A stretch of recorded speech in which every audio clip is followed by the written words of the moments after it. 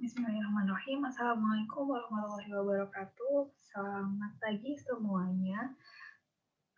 Selamat bergabung di mata kuliah Gizi Terapan untuk mahasiswa semester 6 program studi teknologi pangan. Nah, pada pertemuan kali ini kita akan membahas tentang ruang lingkup mata kuliah Gizi Terapan. Pada semester-semester sebelumnya, saya rasa kalian juga sudah mempelajari, sudah sedikit banyak mempelajari, memahami tentang apa itu gizi, komponen zat gizi, kemudian ada juga mata kuliah tentang metabolisme zat gizi. Jadi, kalau untuk mata kuliah ini, nanti kita akan membahas tentang aplikasi dari ilmu gizi yang sudah kita pelajari itu. Dan bentuknya apa saja yang akan kita pelajari, kita lihat di slide selanjutnya. Untuk identitas mata kuliah di sini, mata kuliah gizi terapan SKS-nya sebesar 2 SKS dan merupakan mata kuliah pilihan di semester genap. Nah, untuk pengampunya yaitu saya sendiri dengan Bu Nezli, dan bentuk perkuliahannya nanti bisa menggunakan Spada, Zoom, studi kasus, dan diskusi di forum. Untuk deskripsi mata kuliah gizi terapan, di sini disebutkan bahwa pada mata kuliah ini kita akan mempelajari tentang yang pertama, peranan pangan dalam gizi dalam pembangunan. Kemudian klasifikasi pangan dan gizi, kebutuhan zat gizi, penilaian status gizi, pendidikan gizi, yang keenam adalah pola konsumsi pangan, dan yang terakhir peranannya dalam ketahanan pangan. Jadi kalian akan mempelajari terkait hal-hal yang ada pada ruang lingkup mata kuliah ini. Seperti itu. Untuk materi perkuliahannya seperti ini, ada peranan gizi dalam pembangunan, klasifikasi pangan dan gizi, kebutuhan zat gizi, penilaian status gizi, pola konsumsi pangan, kemudian ada penanganan pasca panen, dan di pertemuan ke-8 nanti ada ujian tengah semester. Untuk pertemuan setelah ujian tengah semester adalah pencernaan zat gizi, penyerapan zat gizi, keamanan pangan, dan ketahanan pangan, serta pendidikan gizi. Nanti juga ada presentasi, kemudian diakhiri dengan ujian akhir semester. Untuk kriteria penilaiannya, yaitu seperti yang dapat kalian lihat di layar, yaitu kuis sebesar 10%, tugas 20%, UTS 30%, dan UAS sebesar 40%. Kita lanjut ke pendahuluan. Nah, sebelum kita berbicara tentang gizi terapan, yang dimaksud dengan ilmu gizi itu apa sih, gitu kan? Kalau berbicara tentang ilmu gizi, pasti banyak yang berpikir gizi itu banyak berhubungan dengan kesehatan atau masuk ke dalam kelompok kesehatan. Jadi persepsi orang sebagian besar itu menganggap gizi itu adalah kelompok keahlian dalam bidang kesehatan. Namun pada kenyataannya bagaimana?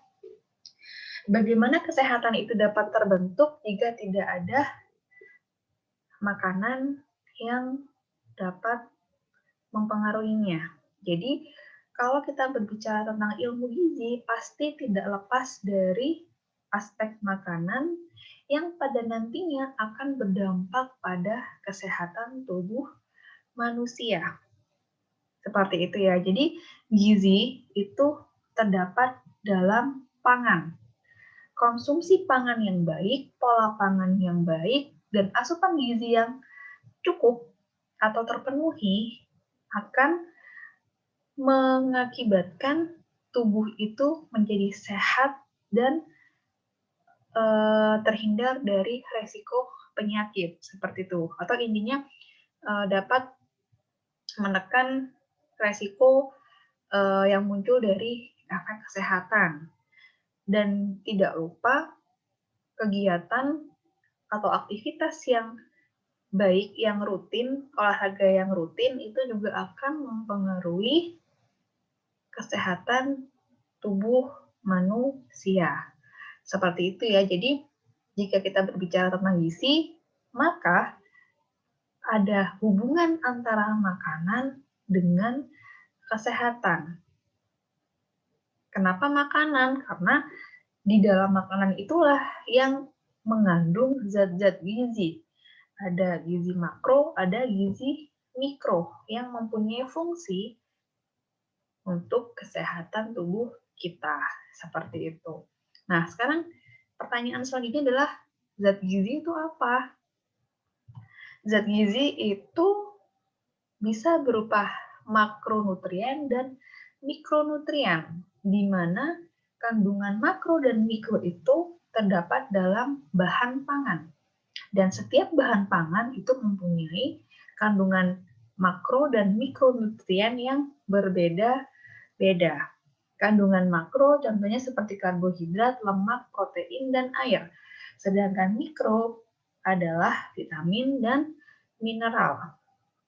Dengan mengkonsumsi zat gizi ini, di dalam tubuh akan dilakukan proses pencernaan, penyerapan zat gizi, sehingga nanti akan dirasakan, akan dihasilkan kondisi tubuh yang sehat, yang ideal, dan seterusnya.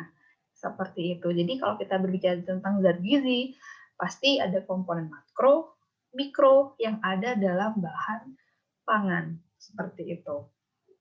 Dan pertanyaan selanjutnya adalah fungsinya apa sih zat gizi tadi? Karbohidrat, protein, lemak, dan lain-lain itu fungsinya apa? Dan pertanyaan ini nanti yang akan merujuk terhadap peranannya dalam kesehatan seperti itu. Dan kelompok pangan berdasarkan fungsi zat gizinya itu dibagi menjadi 3, yaitu sebagai sumber energi, zat pembangun, dan zat pengatur dalam tubuh. Seperti itu. Kurang lebihnya, kalau kita berbicara tentang gizi, maka kita akan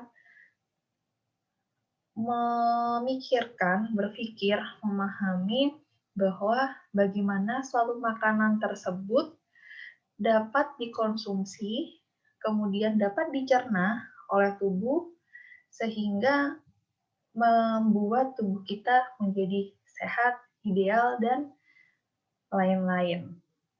Seperti itu. Nah, nanti untuk lebih lengkapnya di mata kuliah ini akan lebih banyak disinggung terkait masalah-masalah atau kondisi-kondisi yang terjadi akibat permasalahan gizi yang berhubungan dengan pembangunan, keamanan pangan, kemudian juga berdampak pada terwujudnya ketahanan pangan negara Indonesia atau lebih khususnya nanti diawali dari keluarga kecil kita.